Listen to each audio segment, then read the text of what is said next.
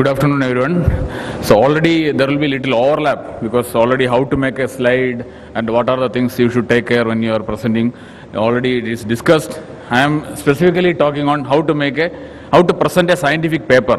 So basically this is for people presenting in a free paper session in a conference or you are presenting your original work. So how to present a scientific paper, that is what I am going to deal with.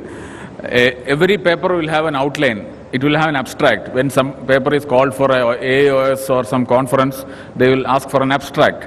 And in that, you should have an introduction, objectives or aim, materials and methods, results and discussion with conclusion. This is the outline usually we follow in almost all presentations. And scientific paper is like an hourglass. There will be an introduction, at the end there will be a discussion with a conclusion. The materials and methods and results usually are very important. Many times what will happen, we will not highlight that hourglass, the center of the hourglass. So you will have lot of introduction matter, discuss about the discussion, unnecessarily, and we'll deviate away from the actual method of, actual content of our presentation. So the width of the hourglass is inversely proportional to the importance. So results, hypothesis and rationale are the key when it comes to presenting a scientific paper. The introduction is only a useful background and discussion is a useful summary. So just make sure that your materials and methods and results cover adequately in the presentation. Now abstract, stick to the word count, whatever is required for that conference. Do not change the raw data. Sometimes what happens is when we send the abstract, it will be 85 cases. When we send the original text, when we present, it will be 125 cases. This has happened previously also in competitive sessions. And you just remember that judges and audience are smarter. They will have all the details, abstracts in their smartphone. So when you change, you lose totally in the presentation. So introduction, usually one slide to show the background of your study. Why you did the study. Avoid giving a symposium style review. I will tell you what it is. By the time you reach the main part of the time may be over. Because usually it will be 6 minutes in AOS, 6, 7 or 8 minutes like that. You have to give the message within that time. Keywords in the title will be better described in the introduction session. That what is the exact keywords. And this introduction should guide you in preparing 3-4 slides to introduce the paper and why the study is important. That is the importance of introduction. You just make why the study is important. Like one example I will tell you, photodynamic therapy for chronic central serous chorioretinopathy. You can have an introduction, what is CSR, what are the clinical features, what are the treatment options. If you present 5-6 slides on this, your time is up. You can't go to your actual study. So this should not be then. There should be one slide on the problems of the disease and available treatment, and then you go to your study. And introduction, first 1 or 2 slides should introduce your subject to the audience. Very briefly give a concise background, start with big picture and immediately drive how your study fits in the big picture. So only 1 or 2 slides on introduction.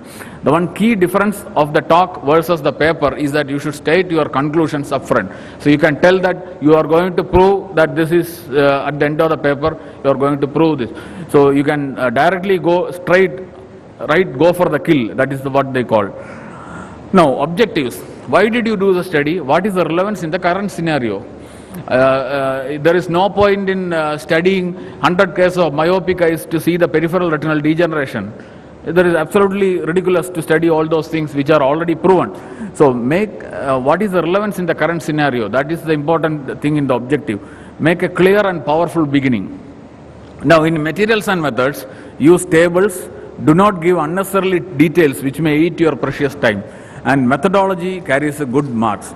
Methods, different types are there. Randomized control trial is the best method if it is your study. Most of us, our studies in Indian scenario, it is prospective.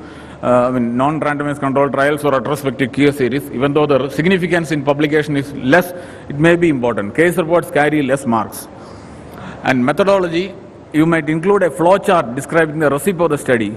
And do not put in details that may be inappropriate in a paper but not in a talk. So you can always have the details in the full text of your article. Like this, one slide is enough. How DRCRnet has done the study.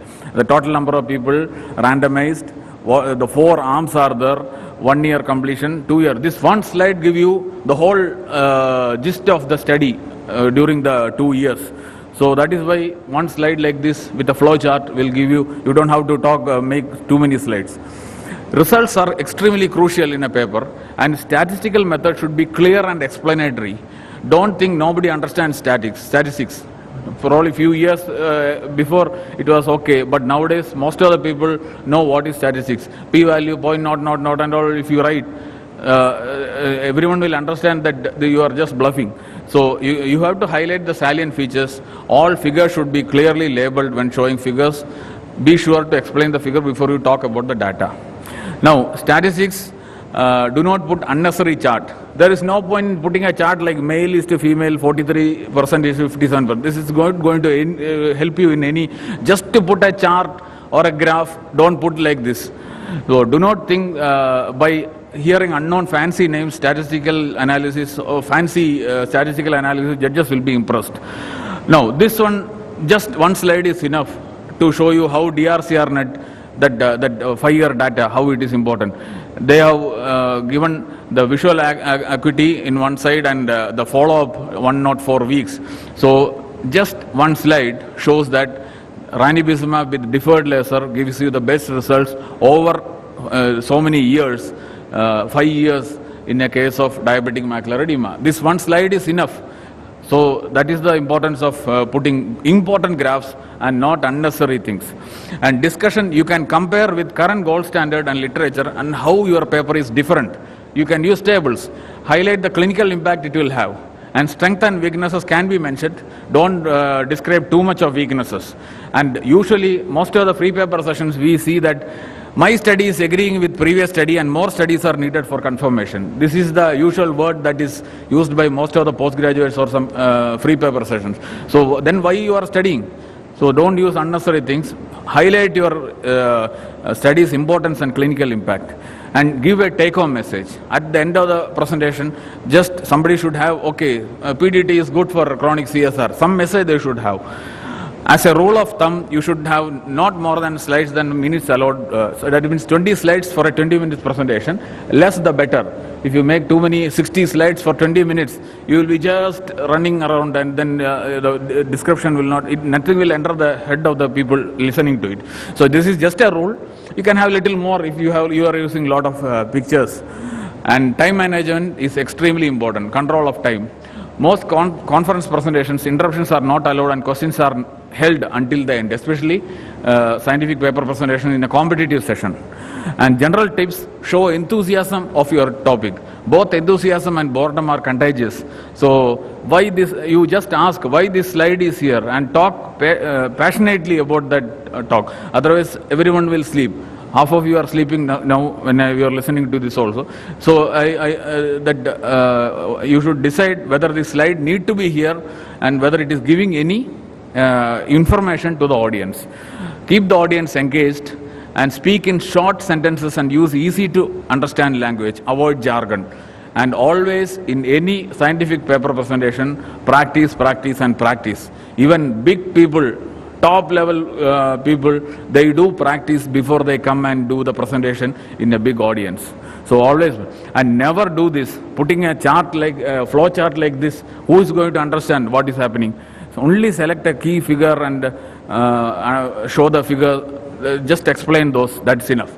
Do not unnecessarily put charts like this.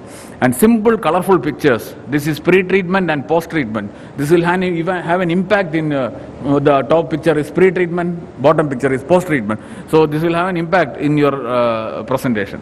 And summary of the results, tabular form or diagrams can be used. And just before concluding, when you are presenting some others' work in a journal club, this is little different. You have to critically analyze the journal. This is my concluding slide. You have to analyze whether what are the flaws in that journal and what are the relevance of the journal in your scenario, study design. So this is little different. I am not going to, I just put one slide. So this is little different, analyzing a scientific paper and presenting in a journal club. So anyway, these are some of the points I want to highlight on presenting a scientific journal. Thank you.